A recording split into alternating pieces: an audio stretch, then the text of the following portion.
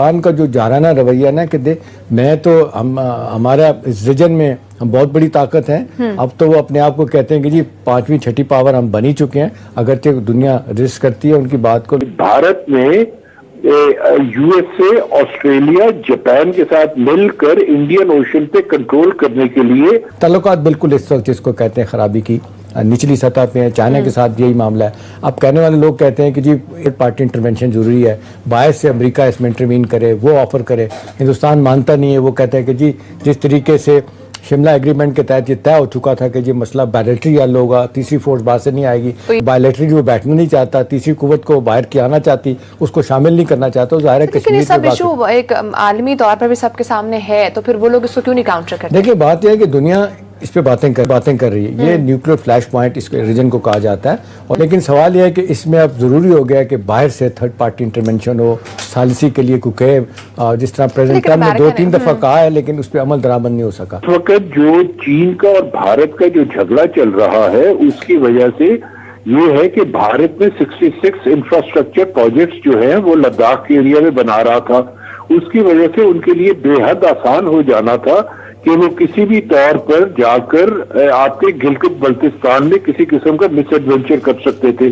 Context میں غالب صاحب اگر میں آپ سے پوچھوں کہ جس نچلی سطح پہ پاکستان کے اور ہندوستان کے تعلقات جا چکے ہیں، ہر وقت لگتا ہے کہ جی کانفلکٹ کو جو نام کانفلکٹ ہوگا، سرجیکل سٹرائک ہندوستان روزانہ دھمکی دیتا ہے ہم کریں گے، یہ کریں گے، وہ کریں گے، ورکنگ ریلیشن شپ بھی ختم ہو رہا ہے، جس طریقے سے آپ دیکھ لیں ڈپلومیٹک اسٹرینگتھ کم کر دی گئی ہے دونوں طرف سے، آپ کدھر تعلقات کو جاتا ہو دیکھتے ہیں؟ آپ کے خیال میں کوئی نئی بگننگ بن سکتی ہے؟ باہر سے انٹرونشن کو ہو نہیں رہی، آپ کے خیال میں بائیلیٹرلی کوئی چیز مسئلہ حل نہیں ہو رہا، تو یہ آپ کے خیال میں کدھر جائے گا معاملہ؟ ہندوستان پاکستان کے تعلقات کس طرف جائیں گے؟ احتشام صاحب یہ جو ہے نا یہ صرف ریجنل یا بائیلیٹرل معاملہ نہیں ہے اس وقت، یہ اس وقت ایک انٹرنیشنلی گیم کھیلی جا رہی ہے جس گیم میں بھارت کے پیچھے مغرب موجود ہے، جس کے پیچھے امریکہ موجود ہے، جس کے پیچھے یورپین یونین موجود ہے، جس کے پیچھے آسٹریلیا ہے، جاپان ہے۔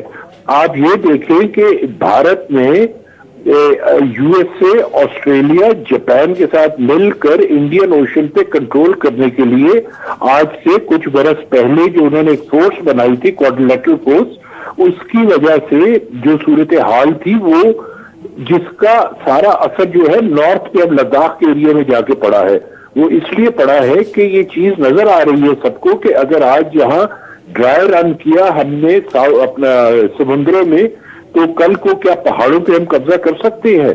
بھارت کی تو جو خواہش ہے وہ یہ ہے کہ اپنے آپ کو کسی طرح منی سپر پاور بنا لے۔ ان کی جو ڈیزائنز ہیں وہ اتنے بڑے ہیں، they have grand designs but fortunately اور unfortunately لیکن غالب صاحب ساؤتھ چائنا سی میں جو ابھی آپ بات کر رہے ہیں، جس طریقے سے جاپان اور اس کے بعد فلپین اور آسٹریلیا کے ساتھ مل کے امریکہ سب کچھ کروا رہا ہے، صرف ان کا سٹائل ہے پوسچرنگ جس طریقے سے وہ کر رہے ہیں، مسلسل مستقل بنیادوں پہ ان کے جہاز جو ہے نا بڑے وہاں پہ کھڑے ہیں، جو ہے اگریسو سٹائل جو اب دکھائی دے رہا ہے ایک مدت کے بعد، آپ کے خیال میں اس کی کیا اہمیت ہے؟ دیکھیں مجھے تو جو نظر آتا ہے جی اگر اس برس الیکشنز امریکہ میں نہ ہو رہے ہوتے اور آج سے 2 برسوں کے بعد ہوتے یا 3 برسوں کے بعد ہوتے تو اس وقت یہ کانفلکٹ جو ہے بہت تیزی کے ساتھ پھیلنے کے امکانات تھے۔ اب چونکہ وہاں اس وقت الیکشنز ہونے والے ہیں تو 2 صورتحال ہیں جس کے تحت امریکی صدر جو ہیں ڈونلڈ ٹرمپ وہ ایک نئی ٹرن لے سکتے ہیں۔ پہلی کیا ہے کہ وہ ایران کے خلاف کسی قسم کا ایڈونچر کریں، دوسری کیا ہے کہ وہ بھارت کی کھل کر سپورٹ کریں اور چین کے خلاف کسی قسم کا مس ایڈونچر کریں۔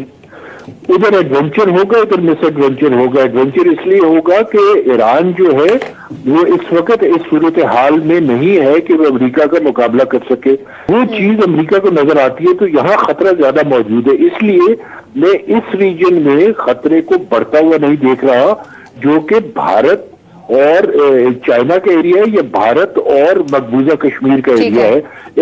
ایران میں ممکنات ہیں کہ جی یہ آئندہ الیکشن سے مزید قریب تر جب ہوں گے تو اس میں حالات خراب ہو جائیں. ٹھیک ہے، لیکن احتشام صاحب جس طرح سے بھی غالب صاحب نے بات کی ہے، وہ کہہ رہے ہیں کہ جو بھی سب سپورٹ اس وقت مل رہی ہے انڈیا کو، وہ کہاں سے مل رہی ہے؟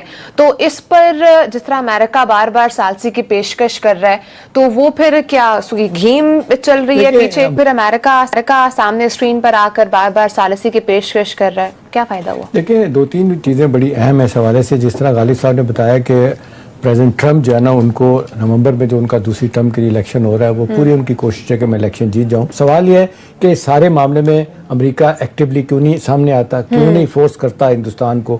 کہہ تو دیا 2-3 دفعہ، لیکن ساتھ پریزیڈنٹ ٹرمپ یہ بھی کہتے ہیں کہ جی اگر ہندوستان مانے گا، کہے گا، تو پھر ہم ثالثی کے لیے تیار ہوں گے. ان تو وہ کہتے ہیں دونوں پارٹیاں میں کہ امریکہ یہ کہتا ہے، لیکن ہندوستان منع کر دیتا ہے. وہ کہتے ہیں جی ہم نے نہیں کرنا، یہ ہمارا معاملہ ایسا ہے کہ ہم بائیلیٹرلی دو طرفہ طور پہ حل کریں گے، شملہ ایگریمنٹ کے تحت، لاہور ڈیکلیریشن کے تحت. پاکستان یہ کہتا ہے کہ ہم نے بڑی کوشش کر لی، ہم نے جس طریقے سے آپ کو بیک ٹو بیک کہتے ہیں بے شمار ہم نے آپ کو آپ کی باتیں مانی. مشرف کے زمانے میں بات چیت جب شروع ہوئی تھی، پاکستان کا 50 سال کا ایک سٹینڈ تھا جو پاکستان نے چھوڑا.